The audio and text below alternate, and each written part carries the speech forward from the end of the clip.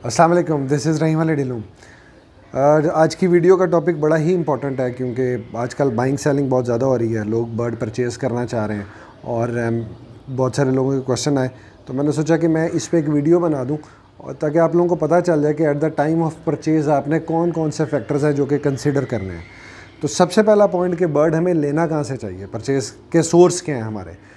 तो उसमें जी आपके पास शॉपकीपर्स हैं, आपके पास इम्पोर्टर्स हैं जो पाकिस्तान में बैठे हैं, आपके पास वो एक्सपोर्टर्स डीलर्स जो फॉरेन कंट्रीज़ में बैठे हैं, और फिर आपके लोकल ब्रीडर्स हैं।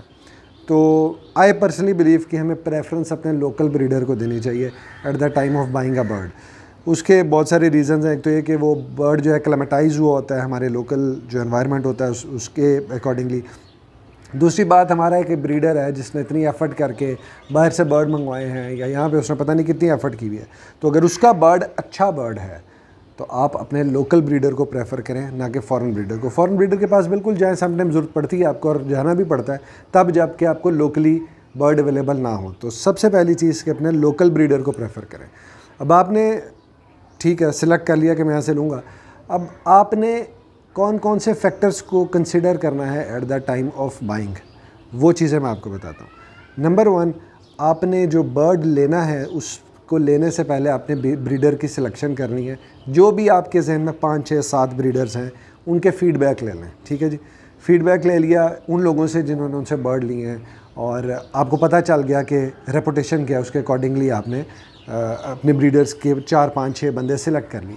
अब आपने जब जाना है और बर्ड को परचेज़ करना है तो आपने किन चीज़ों को देखना है, उनमें से एक तो चीज़ ये है कि आपने बर्ड जब बाय करना है तो उसकी एज जो है it shouldn't be less than I would say 4 months, ताकि वो थोड़ा सा स्टेबल हो चुका हो।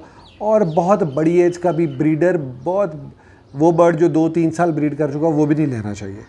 आई प्रेफर के 7-8 महीने का यंग बर्ड लें। क्योंकि वो जब आपकी एवरी में आएगा तो वो ज़्यादा कंफर्टेबल होगा आपके एनवायरनमेंट के साथ और आपकी डाइट पे आ जाएगा, और ब्रीडिंग सीज़न से पहले वो फुली प्रॉपरली प्रिपेयर्ड होगा फॉर द ब्रीडिंग। तो इस एज का आपने बर्ड लेना है। फिर आपने जब बर्ड लेना है तो आपने जो चीज़ें देखनी है उसमें एक और चीज़ ये है कि आपने बर्ड के उस ब्रीडर से उसका डाटा ज़रूर पूछना है कि इसके पेरेंट्स क्या हैं। उसके पेरेंट्स को देखना इंतहाई ज़रूरी है। हम नॉर्मली क्या करते हैं कि बर्ड देखा, बहुत अच्छा बर्ड, और हमने ले लिया।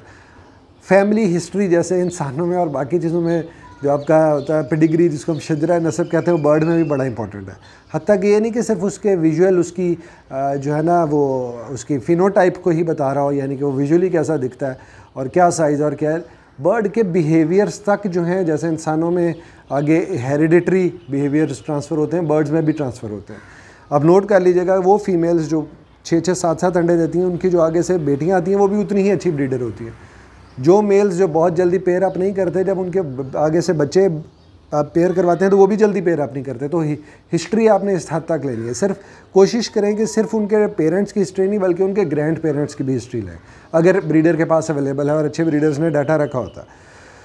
उसके बाद आपने ये तो कर लिया। फिर आपने देखना है कि जो उसके सिबलिंग्स आ रहे हैं, जो आप बर्ड ख़रीद रहे हैं, जो उसके बाकी सिबलिंग्स हैं, उनकी क्वालिटी कैसी आ रही है। क्या 6 बच्चों में से वो एक ही बच्चा तो नहीं ऐसा जो बहुत अच्छा आया और बाकी बच्चे जो हैं वो क्वालिटी स्टैंडर्ड्स पे पूरे नहीं आ रहे। तो आपने सिबलिंग्स की भी अगर देख सकें तो उनको ज़रूर देखें। आपको पता चल जाएगा कि जितने एक अगर बर्ड पेयर है उसके 6 बच्चे हैं, 6 में से 4 या 5 बच्चे अच्छे हैं, इट मीन्स कि वो अच्छी ब्लड लाइन कैरी कर रहा है। तो इस चीज़ को देखें। दूसरा बहुत इंपॉर्टेंट चीज़ जो है, बहुत ही इंपॉर्टेंट, मैं इस पर एम्फसाइज़ करूँगा, वो ये है कि बर्ड बाय करने से पहले आपको ये पता होना चाहिए कि उस बर्ड के स्टैंडर्ड्स क्या हैं। स्टैंडर्ड्स मतलब कि आप एक चीज़ लेने जा रहे हैं, आपको अगर यही नहीं पता कि उसके फ़ीचर्स क्या हैं। आप एक कार लेने जा रहे हैं और आपको ये नहीं पता कितने 100 सीसी कार आपको चाहिए, आपका उसके जो ओवरऑल जो स्पेक्स हैं वो क्या हैं, तो आपने क्या आपकी बाइंग गलत हो जाएगी। Same is the case with the bird. आपको बर्ड का स्टैंडर्ड पता हो। लेट्स अज्यूम अगर आपने ग्रीन फिशर लेना है तो आपको पता उसकी रैंप वॉलेट होगी, उसके क्रॉस विंग्स नहीं होंगे, उसका हेड कैसे होगा, उसकी कलरेशन कहाँ आनी चाहिए, कहाँ नहीं आनी चाहिए। कुछ लोग बड़े डिफरेंट बर्ड्स पर्सनली पसंद करते हैं लेकिन वो स्टैंडर्ड्स के मुताबिक नहीं होते। तो जो भी बर्ड आप लेने जा रहे हैं, वो ओपलाइन है, वो यूविंग है, वो फैलो है, आपको कम से कम स्टैंडर्ड का पता हो। अब पिछले दिनों ही एक दोस्त है, उनकी कॉल आई, उन्होंने एक बर्ड ले लिया था और फेलो का बर्ड था, और उनको एक कन्फ्यूजन थी कि बर्ड फेलो है भी कि नहीं, क्योंकि जब उन्होंने बाइंग की तो उन्होंने स्टैंडर्ड्स को स्टडी नहीं किया। तो love bird society of Pakistan इंशाल्लाह इस पर वर्किंग कर रही है, और जल्द ही आपको जो है ना वो स्टैंडर्ड्स के बारे में चीज़ें डिटेल्स में इंशाल्लाह पता चलना शुरू हो जाएंगी। फिर जो बर्ड आपने लेना है वो आपका DNA उसका हुआ हो, DNA सेक्स बर्ड हो। तो जब भी आप बर्ड लें तो ब्रीडर से पूछ लें कि इसका DNA हुआ हुआ, और DNA सर्टिफिकेट उसे ले लें और देख लें। आपने जो बर्ड लेना है उसके पेरेंट्स बहुत क्लोजली रिलेटेड ना हों। इसमें जब वही पेडिग्री वाली बात जब मैंने की थी तो उसमें ये चेक कर लें कि जो उसके पेरेंट्स थे वो आपस में हाफ ब्रदर हाफ सिस्टर तो नहीं थे, या बहुत क्लोजली रिलेटेड तो नहीं थे। उससे आइडिया हो जाएगा कि बर्ड स्ट्रॉन्ग बर्ड है। फिर ये भी चीज़ देखें कि अगर वो बर्ड, मैं उन बर्ड्स को हमेशा प्रेफरेंस देता हूँ। अभी मैंने एक बर्ड ख़रीदा, यूविंग ओपलाइन टर्कवाइस था, और मैंने काफ़ी एक्सपेंसिव वो बर्ड ख़रीदा, जबकि उससे सस्ते बर्ड मुझे मिल रहे थे। मैंने वो बर्ड इसलिए लिया, वो ग्रीन बर्ड्स में से निकला हुआ था। तो वाइल्ड टाइप में जाके उसके साइजेज़ और उसके बर्ड की ओवरऑल स्टांस ही और था, उसकी मार्किंग ही डिफरेंट थी। तो आपने उसके कलरेशन को भी जहन में रखना है कि वो बर्ड्स किन में से निकला हुआ है। तो ग्रीन बर्ड्स में से निकले हुए बर्ड नॉर्मली मैं प्रेफर करता हूँ, और अब मैं अपनी सारी वर्किंग इतने सालों के बाद दोबारा से ग्रीन बर्ड वाइल्ड टाइप में जाके फिर से बनानी स्टार्ट की है मैंने। तो आपने एक चीज़ ये ज़रूर रखनी है। दूसरा, आपने बर्ड की हेल्थ को ज़रूर देखना है। आपने ये नोटिस करना है कि बर्ड की फ्लाइंग ठीक है, उसके नेल्स ठीक है।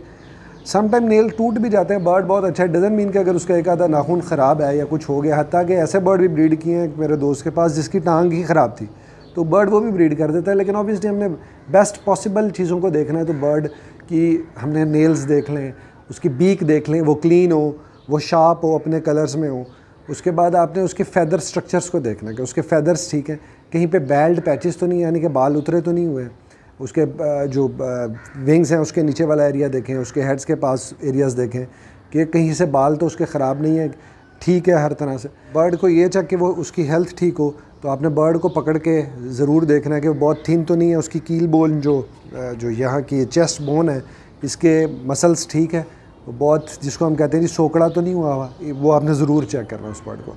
थोड़ी देर बैठ के बर्ड की एक्टिविटी को ज़रूर देखना है, उसकी फ्लाइंग ठीक है, बर्ड एक्टिव है, उसका बिहेवियर ठीक है, इस चीज़ को ज़रूर देखना है। एक बड़ी ही इंपॉर्टेंट चीज़ जिसमें आपको थोड़ा सा टाइम चाहिए वो देखनी है आपने उसकी ड्रॉपिंग्स, फीसिस।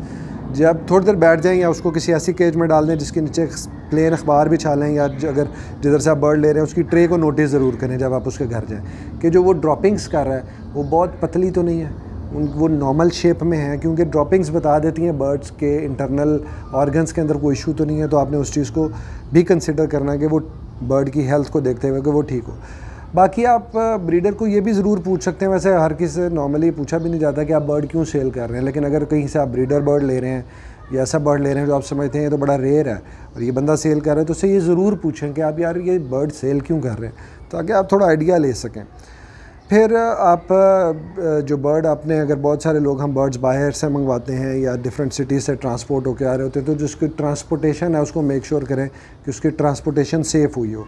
अब ट्रांसपोर्टेशन बॉक्सेस तो अलग मिलते हैं, वो सारी चीज़ें हैं, लेकिन हम लोग नॉर्मली टेक केयर नहीं करते इस चीज़ की, तो इस चीज़ को भी आप ज़रूर देखें कि वो सेफ़ली बर्ड है। अच्छा, जब बर्ड आपका किसी दूसरे के घर से आए तो मेक श्योर कि आप उसको क्वारंटाइन करें। इस पर मेरी एक अलग वीडियो है पूरी क्वारंटाइन पे। तो आई प्रेफर कि नॉर्मली जो फॉरेन ब्रीडर्स हैं वो रिकमेंड करते हैं 6 वीक्स, यानी कि 1.5 महीना बर्ड क्वारंटाइन में रहे ताकि वो अपने सिम्टम को शो करे।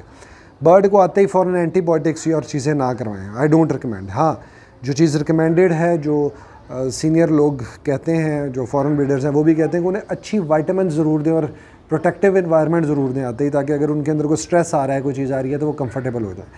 इस चीज़ को भी कंसिडरेशन में रखें कि जिस बंदे से आप बर्ड ले रहे हैं, क्या उसके शेड में एसी तो नहीं चल रहे होते हर टाइम, और आप मेरा शेड जैसे ओपन सॉर्ट ऑफ शेड है, अगर मैं बर्ड किसी ऐसे शेड से लाऊं जिसका बड़ा प्रोटेक्टिव और कंट्रोल्ड इन्वायरमेंट और ला के आते ही मैं यहाँ पे छोड़ दूँ, तो उस बर्ड का इन्वायरमेंट चेंज हो जाएगा। तो आपने कोशिश करनी है कि अगर आप देखें, लेना तो पड़ता है बर्ड अगर किसी बंदे के पास बहुत अच्छा, और हमारे बड़े अच्छे ब्रीडर्स ने एयर कंडीशनिंग की हुई है, अगर की हुई है तो आप कम से कम उसको जब अपने घर लाएँ तो उसको क्लेमेटाइज़ करने के लिए फ़ौरन अपने शेड में गर्मी में जाके ना रख दें, ऐसी जगह पे रखें जहाँ पे मिलता जुलता टेम्परेचर हो। फिर जैसे जैसे वो क्लेमेटाइज होता जाए तो आप उस बर्ड को शिफ्ट कर दें। फिर आप इस चीज़ को भी कंसिडर करें कि जो ब्रीडर है उसने वो जो बर्ड सेल कर रहा है उसको रिंग क्या उसी के नाम का ही डला हुआ है, तो ताकि आपको ये चीज़ कंफर्म हो जाए कि उसका अपना ब्रेड बर्ड ही है, वो किसी दूसरे बंदे से बर्ड उठा के नहीं बेच रहा कि आपको पता ही ना हो कि उसकी हिस्ट्री क्या है, तो वहाँ पे स्टोरी ख़त्म हो जाती है। अगर आपका जिससे आप बर्ड ले रहे हैं उसने ब्रीड ही नहीं कराया हुआ, तो वो बेचारा क्या बता सकेगा आपको कि बर्ड जो है उसकी पेरेंट्स क्या थे, उसकी पेडिग्री क्या है। तो इस चीज़ को भी कंसिडरेशन में रखें।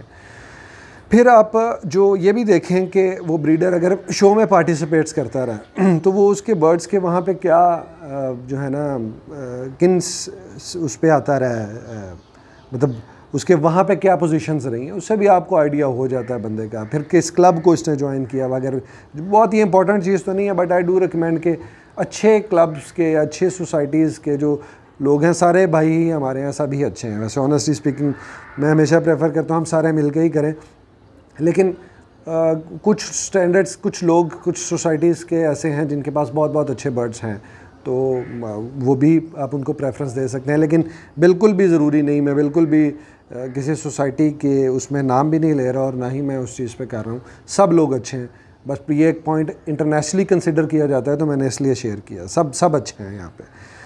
फिर आप जब शेड में जाएं तो उसकी हाइजीन को ज़रूर देखें। उस बंदे जो ब्रीडर है उसने अपने शेड की हाइजीन कैसी रखी है, सफाई का सिस्टम ज़रूर देखें।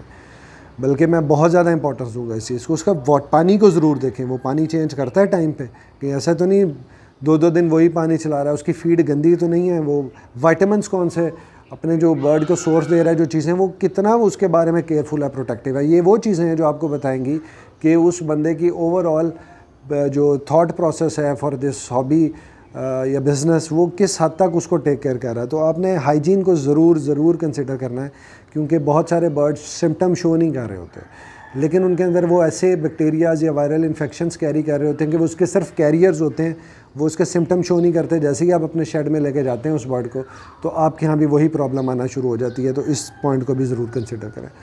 तो ये छोटी छोटी कुछ चीज़ें थी, लेकिन बहुत ही इंपॉर्टेंट थी, तो मैंने सोचा कि मैं आप लोगों से शेयर करूं। और कई चीज़ें इसमें अगेन मैं शायद मिस भी कर गया हूं, और वो फिर आप लोग ख़ुद भी इन चीज़ों को देख रहे होते हैं। तो आई बिलीव कि वीडियो हेल्प करेगी आपको बर्ड की परचेज़ के अंदर। तो अभी के लिए इतना ही। चैनल को सब्सक्राइब कर लीजिएगा।